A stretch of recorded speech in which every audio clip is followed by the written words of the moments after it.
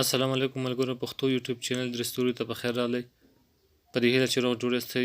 ملګرو لکه څنګه چې ګورئ دلته د هر یو اپلیکیشن خپل یو نوم او خپل یو آیکن یا نښان دی. دا د کمپنۍ نه ډیفالټ راځي او دا څوک چینج کولی نشي.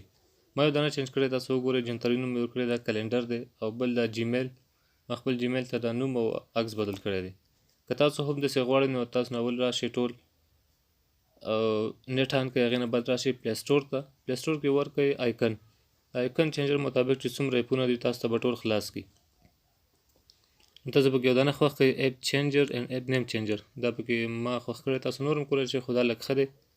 دا راشئ اوس خلاص یې کړئ او نیټ آن کړئ، اوس یې ضرورت نشته، آف یې کړئ مطلب. ښه اوس راشئ ایپ شارټکټ ته، دې کې څومره ستاسو اپلیکیشن دی هغه ټول یې راخلي. اگر تاسو کوم کیورډ ورکړئ، زه ورکوم CL غواړم چې 7 ته بدل کړم، نو راشئ چینج پکچر ته، دا آیکن یې بدل کړئ. images select فایل چې کوم ځای کې ستاسو فایل پروت دی، زه غواړم چې یو 7 دا نښان ورکړم، دا اوکې کړئ. تاسو راشئ اوس یې نوم هم بدلولی شئ. زه ورکوم پښتو کې یو نوم ورکوم 7.